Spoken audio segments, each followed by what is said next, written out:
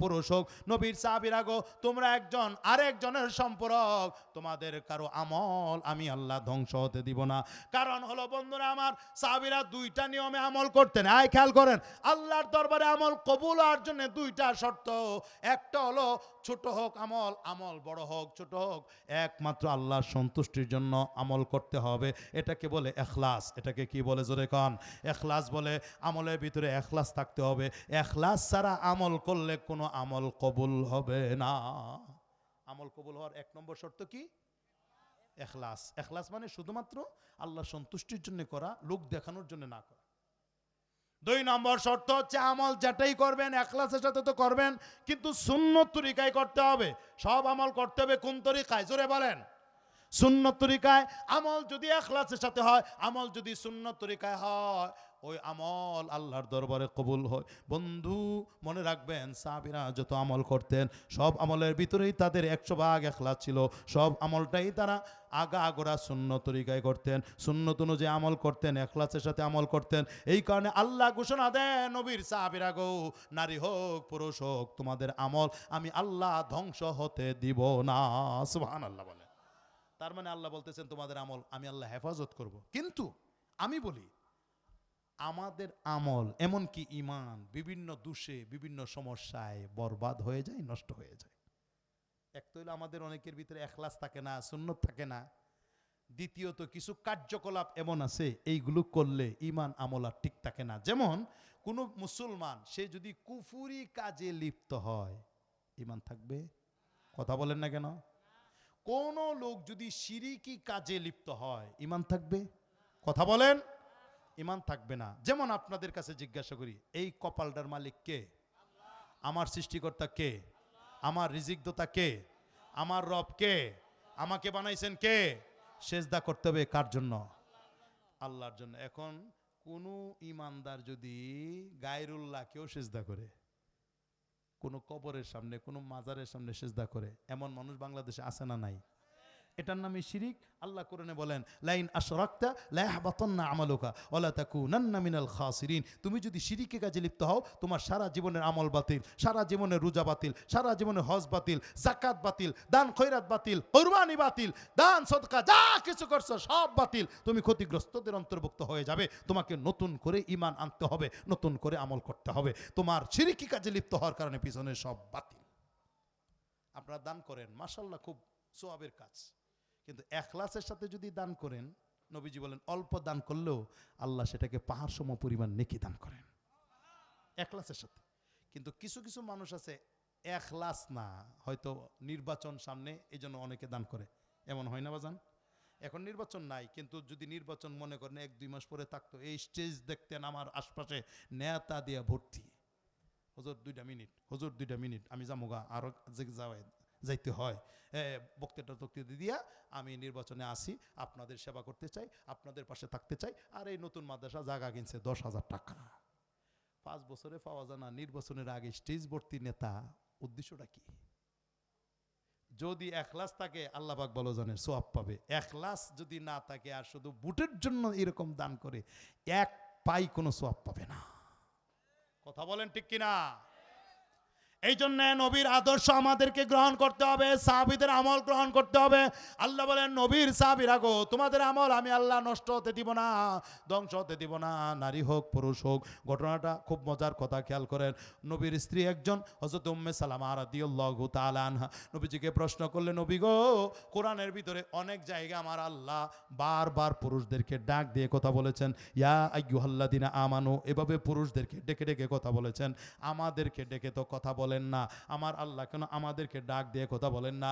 তখন আল্লাহ এই আয়াত নাজিল করে বললেন, মিন যাকারিন আও উনসা, নারী হোক অথবা পুরুষ হোক, তোমাদের আমল আমি হেফাজত করব, ধ্বংস হতে দেব না। নবীর স্ত্রীরা প্রত্যেকেই ছিলেন অত্যন্ত জ্ঞানী। আম্মা জানা আয়েশা বেশি জ্ঞানী ছিলেন। হযরত উম্মে সালামা রাদিয়াল্লাহু তাআলা আনহা, তিনিও বড় একজন জ্ঞানী সাহাবী ছিলেন, মহিলা সাহাবী। একবার তিনি রসুলকে একটা জটিল প্রশ্ন করে বললেন, ইয়া রাসূলুল্লাহ, বিনয়ের সঙ্গে আদবের সঙ্গে একটা প্রশ্ন করতে চাই। নবী বললেন, করো।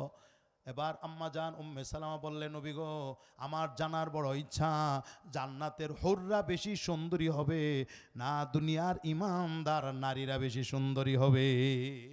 দুনিয়ার নেককার বিবি বেশি সুন্দরী হবে না হুররা বেশি সুন্দরী হবে? প্রশ্ন করেছেন উম্মে সালামা রাসূলের খেদমতে। আল্লাহ নবী বললেন, এ উম্মে সালামা শোনো, দুনিয়ার কালো কুৎসিত একজন নেককার মহিলা, সে যখন জান্নাতে যাবে, জান্নাতি হবে, আল্লাহ রাব্বুল আলামিন জান্নাতের হুরদের চেয়েও হাজারো গুণ বেশি দুনিয়ার নেককার বিবিকে সুন্দরী বানায় দিবেন। একটু জোরে চিল্লায় এখন সুবহানাল্লাহ। আপনার বিবি কালো হোক, কুৎসিত হোক, কিন্তু জান্নাতে যখন থাকবে একটুও কালা না, এত সুন্দরী, এত সুন্দরী, আমার রাসূল বলেন জান্নাতের হুরদের চেয়েও অধিক সুন্দরী হয়ে যাবে। উম্মে সালামা বলেন, ইয়া রাসূলুল্লাহ, এটা কি করে হবে? এই কালো মহিলাটা জান্নাতি হুরদের চেয়েও বহুগুণ বেশি সুন্দরী হবে, এটা কি করে হবে? নবীজি আবার প্রশ্ন করলেন, আচ্ছা তুমি বলো, দুনিয়ার বিবিরা নামাজের কষ্ট করে, জান্নাতের হুররা নামাজের কোনো কষ্ট করেনি? না, দুনিয়ার বিবিরা তারা রোজা রেখে কষ্ট করে, জান্নাতে হুররা রোজা রাখার কষ্ট বুঝিনি? না, দুনিয়ার বিবিরা সন্তানকে গর্ভে ধারণ করে প্রসব বেদনা সহ্য করে, জান্নাতের হুররা এই কষ্ট পোহায়নি?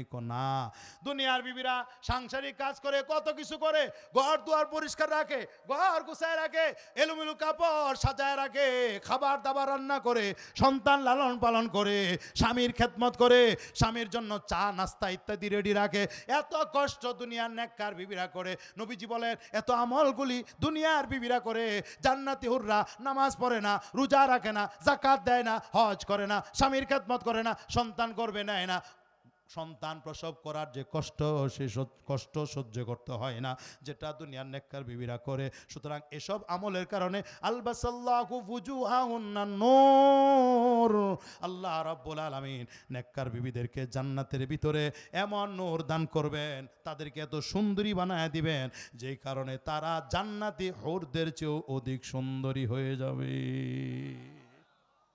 আপনিও জান্নাতে গেলেন, আপনার বিবিটাও জান্নাতে গেল সুন্দরী হয়ে।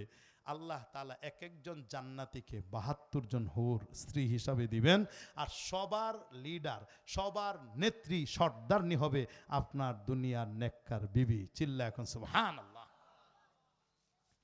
আমার বাজেরা বন্ধনা, তো সাহাবায়ে কেরাম কি কি কষ্ট করতেন আয়াতের ভিতরে আল্লাহ নিজে বলতেছেন, ফাল্লাযীনা হাজারু ওয়া উখরিজু মিন দিয়ারিহিম, নবীর সাহাবীরা যারা হিজরত করেছে বাড়ি ঘর ছেড়ে, যারা মক্কা থেকে মদিনায় হিজরত করেছে, আগে মক্কা থেকে আবিসিনিয়ায় হিজরত করেছে, পরবর্তীতে মক্কা থেকে মদিনায় হিজরত করেছে। হিজরত করা বড় আমল, বাড়িঘর ছেড়ে নিজের দেশ ছেড়ে অন্য দেশে যাওয়া বড় আমল, কিন্তু দুনিয়ার নেতা নেত্রীদের এই আমল আর আমার নবী আর সাহাবীদের আমলের মধ্যে বেশ কম আছে।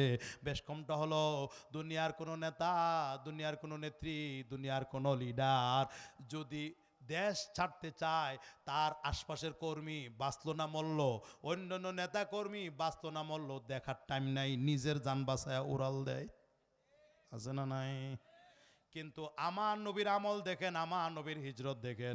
হিজরতের নির্দেশ যখন আসলো, সব সাহাবীরা নবীজি তাদেরকে আগে মক্কা থেকে মদিনায় পাঠাইলেন, রাত্রির অন্ধকারে তারা মক্কা ছেড়ে মদিনায় আসলেন। একেবারে শেষের দিকে আল্লাহ নবী আবু বকরকে নিয়ে মক্কা থেকে মদিনায় হিজরত করেছেন। নবীজি হিজরত করলেন সবার শেষে, আর দুনিয়ার নেতারা বাপ খারাপ দেখলে হিজরত করে আগে, নেতার হইল পরে। ঠিক না বেটি? আমার ওয়াজিরা বন্ধুরা, সাহাবায়ে কেরামের জন্য অনেক কষ্ট করেছেন, বাড়িঘর ছেড়েছেন।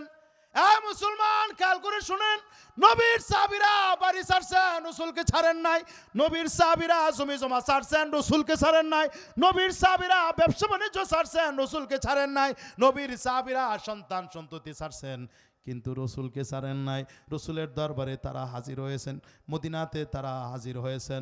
বন্ধুরা আমার, আল্লাহ বলেন উযু ফি সাবিলি, আমার পথে, আমার রাস্তায় এদেরকে অনেক নির্যাতন করা হয়েছে। কোন সাহাবীর চোখ উপড়িয়ে ফেলা হয়েছে, কোন সাহাবীর হাত কাটা হয়েছে, এমনও সাহাবী অতিবাহিত হয়েছেন, জীবন্ত একজন সাহাবীর শরীরের হাত পা গুলো টুকরা টুকরা করা হয়েছে। যদি তাকে ফাঁসির মঞ্চে ঝোলানো হতো, যদি তাকে জবে করা হতো এতটা কষ্ট হতো না। জীবন্ত শরীর থেকে প্রথমে ডান হাত, এরপরে বাম হাত, এরপরে ডান পা, এরপরে বাম পা, এক এক অঙ্গ অঙ্গ কর্তন করার কারণে কতই না কষ্ট হয়েছে। তো কোনো